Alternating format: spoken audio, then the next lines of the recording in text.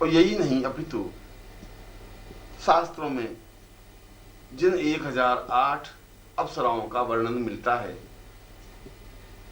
किन्नरियों का विवरण मिलता है, देवांगनाओं का विवरण प्राप्त होता है, वे सभी तो सिद्धाश्रम में अपनी आंखों से देख सकते हैं, उनसे बात कर सकते हैं, उनका अनुभव किया जा सकता है, उनसे वार्तालाप किया जा सकता है, उनके पास बैठा जा सकता है।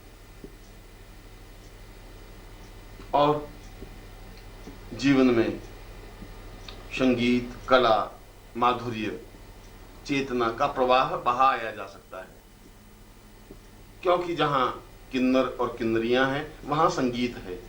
देव संगीत, आत्म संगीत, अध्यात्म संगीत,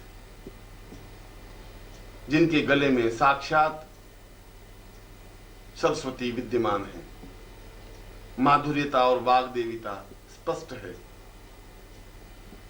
और जब वे गाती हैं तो सारा सिद्धाश्रम अपने आप में निःशब्द, सुगंधमय, सुरभिमय, प्राणचेतनामय बन जाता है।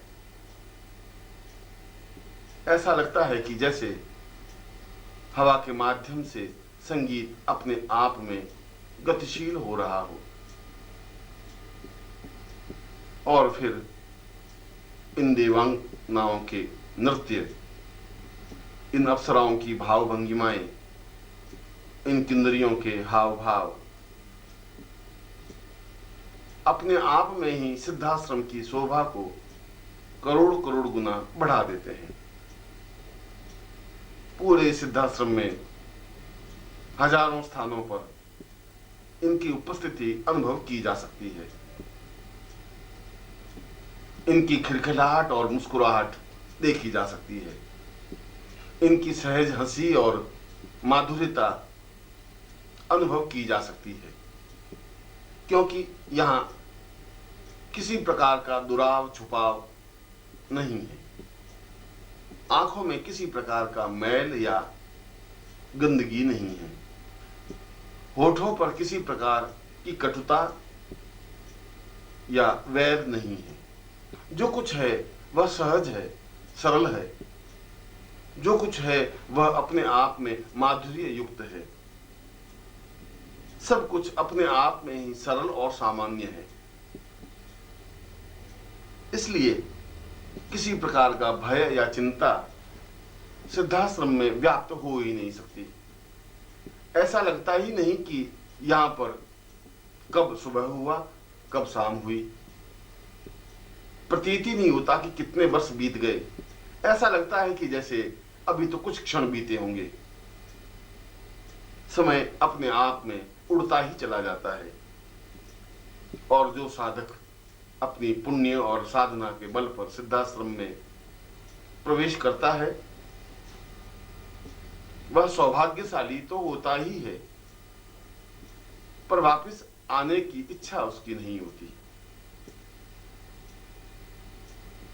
वहां वह अपने आप में इतना मग्न हो जाता है कि उसे अपने शरीर का भी भान नहीं रहता, क्योंकि यहां पर एक माधुर्य है, एक आनंद है, योगियों की तपस्या है, उच्च कोटि की साधनाएं हैं, यज्ञों की धूम है,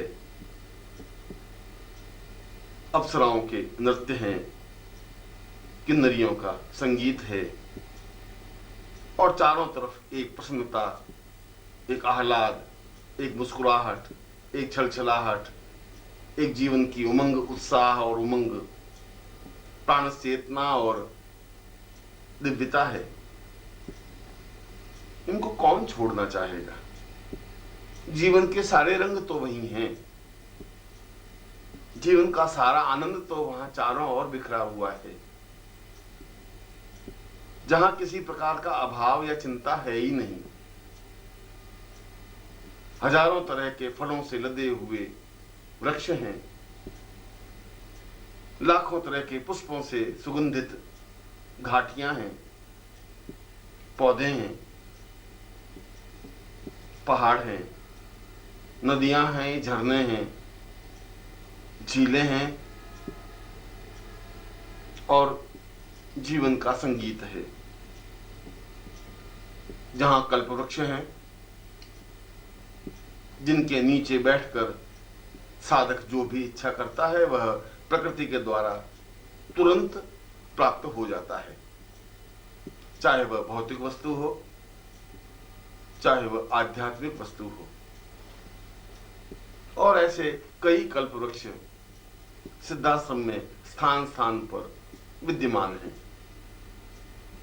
जिनके नीचे बैठने से ही एक अपूर्व आनंद की अनुभूति होती है, जिनके नीचे बैठकर जो भी इच्छा या कामना की जाती है वह तुरंत पूर्ण हो जाती है। इसलिए वहां कोई अभाव दृष्टिगोचर ही नहीं होता। यदि किसी भौतिक वस्तु की याचना की जाए तो वह प्राप्त हो जाती है। खाद्य पदार्थ, वस्त्र और जो भी वस्तुएं संसार में कहीं पर भी विद्यमान हैं, उनको प्राप्त करना सहज संभव है। उनका उपयोग करने में कोई बंधन, आपत्ति नहीं है, क्योंकि वहां किसी प्रकार का बंधन नहीं है, रुकावट नहीं है, किसी प्रकार का छुपाव या दुराव नहीं है, किसी प्रकार का वहां अंकुश या प्रहार नहीं है। जो कुछ है वह सहज, सरल और सामान्य है। ऐसा सिद्धाश्रम अपने आप में ही अद्वितीय है और केवल मात्र यही तो एक स्थान है जहां पर भौतिक व्यक्ति पहुंच सकता है, सामान्य व्यक्ति जा सकता है और वहां जाकर रोग रहित, मृत्यु रहित, चिंता रहित जीवन की पूर्णता का आनंद ले सकता है। प्रश्न यह उठता है कि क्या कोई भी स्त्री पुरुष, साधक या साधिका इस सिद्धाश्रम में जा सकता है, वहां रह सकता है, वहां का आनंद ले सकता है, और क्या वह वापस इस जीवन में, इस संसार में, इस समाज में आ सकता है? इसका उत्तर स्वीकृति में है। कोई भी व्यक्ति या स्त्री, कोई भी साधक या साधिका निश्चय ही सिद्धाश्रम में जा सकते हैं। वहां जितना समय चाहें रह सकते हैं। सिद्ध योगा झील में स्नान कर रोग रहित और मृत्यु रहित बन सकते हैं। और जब वे चाहें वापिस इस देश में, इस संसार में, इस समाज में आ सकते हैं इसी शरीर से। इसके लिए शरीर बदलने की कोई आवश्यकता नहीं है। ऐसा भी नहीं है कि यह केवल एक कल्पना है या अनुभूति है। ऐसा भी नहीं है कि किसी सूक्ष्म शरीर या प्राण को ही वहां भेजा जा सकता है और यह शरीर यहीं बना रहे। ऐसा नहीं।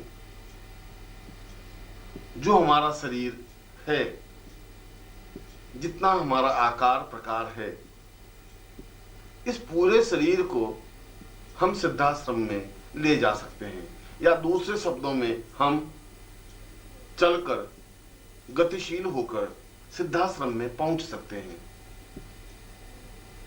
जो हमारा शरीर है, जो हमारे हाथ पैर हैं, जो हमारी चेतना है, जो हमारा मस्तिष्क है, उसके माध्यम से उस सिद्धाश्रम को परखा जा सकता है, देखा जा सकता है, आनंद लिया जा सकता है और वहां की विशेषताओं को अपने आप में समेटा जा सकता है।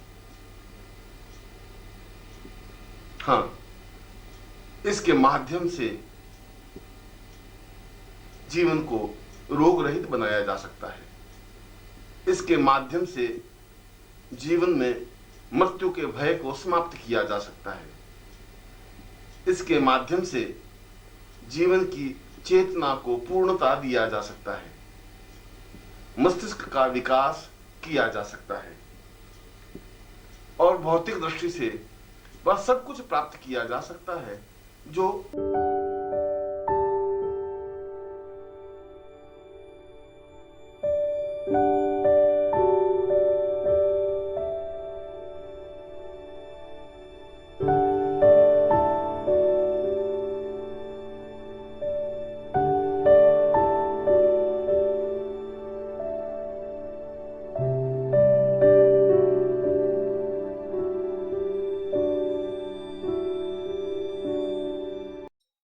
ओम परम तत्वाय नारायणाय गुरुभ्यो नमः।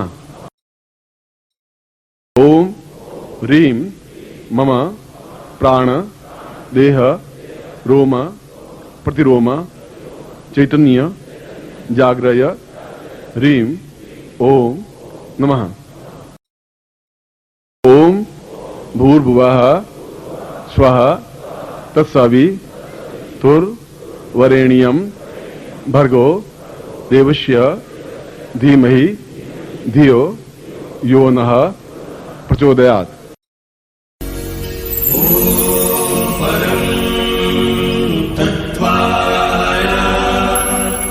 नारायणाय गुरुभ्यो